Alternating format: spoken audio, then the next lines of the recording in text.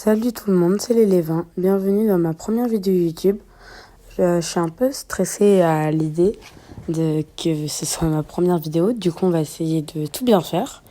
Et pour ma première vidéo, j'ai décidé de faire un thème que j'aime bien et qui, j'espère, va vous intéresser, qui est quel est le meilleur stuff à prendre sur le chapitre 5, saison 1 sur Fortnite.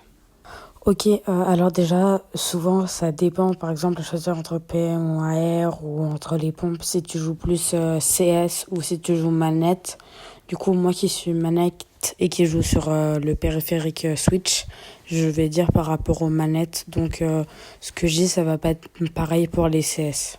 Alors déjà, moi, je conseille de prendre un sniper parce que là, avec la méta de cette saison, il faut vraiment un sniper. Surtout que là, il est très très bon. Peut-être que je ferai une vidéo sur quelles sont les meilleures modifications sur chaque arme. Mais si tu modifies bien le sniper, tu peux vraiment avoir un truc bien. Du coup, moi, ce que je fais, c'est que je prends le sniper que je mets dans soit la 5e case, soit la 4e. Ça dépend si j'ai un item de rota ou pas. Alors après, par rapport aux pompes, déjà moi je le mets dans la première case. Je sais qu'il y en a qui le mettent dans la 2e, mais je comprends pas trop l'intérêt. Et personnellement, je préfère le auto parce que je trouve que le chasseur, il met certes des bons dégâts, mais qui ne sont pas réguliers. Et si à partir de épique, le pompe auto met quasiment autant de dégâts que le chasseur et a vraiment une cadence qui est pépite. Alors moi, du coup, dans la 2e case, je mets une AR qui est la Scar ou la MK, mais je préfère la Scar. Je ne joue pas vraiment les PM cette saison parce que déjà la PM à Rafale, je la déteste. Et l'autre PM, elle est bien, mais sans plus. Mais vraiment, la Scar, cette saison, elle est incroyable. Elle peut tout aussi bien faire office de PM que d'AR. Et du coup, je la mets dans la 2e case. Et je prends que 2 armes en enlevant le sniper et 3 en comptant le sniper. Ce qui fait que j'ai la place pour utiliser des items de rota et du soin.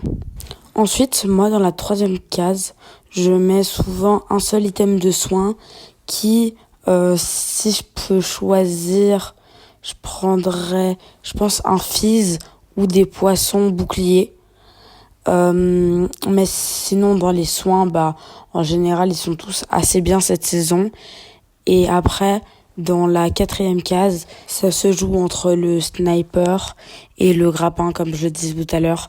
Mais quand même, souvent, ce que je fais le plus, c'est que je mets le sniper en 4e position et le grappin en dernière, car c'est plus simple de passer vu que j'ai toujours le pompe en main en première, c'est plus simple si tu dois t'échapper rapidement de prendre directement le grappin. Après aussi, par contre, dans les items de rota, les répulsives, elles sont vraiment pas mal. Surtout si tu les prends avec un fizz ou les flowbay, là ça rend vraiment quelque chose qui est incroyable. Mais le fait que tu dois, t'en as que 6, c'est pas beaucoup. Donc le grappin est quand même mieux. Personnellement, j'aime pas du tout les matelas. Et là, je ne parle pas des armes Tortue Ninja aussi, parce que j'ai pas encore trop pu jouer avec. Et surtout, pour moi, ça compte pas tant que ça. Un autre conseil que je peux vous donner aussi par rapport aux soins, c'est les poissons. Cette saison, à part les frottins, mais sinon les poissons boucliers et les poissons verts, ils sont vraiment bien.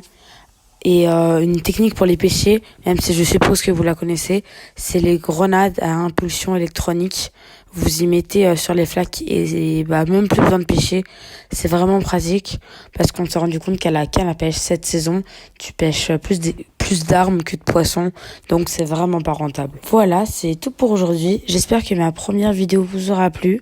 Vous pouvez vous abonner, mettre un like, mettre un commentaire en me disant ce que vous en avez pensé. Moi, je vous fais des gros bisous et à la semaine prochaine. Bye bye!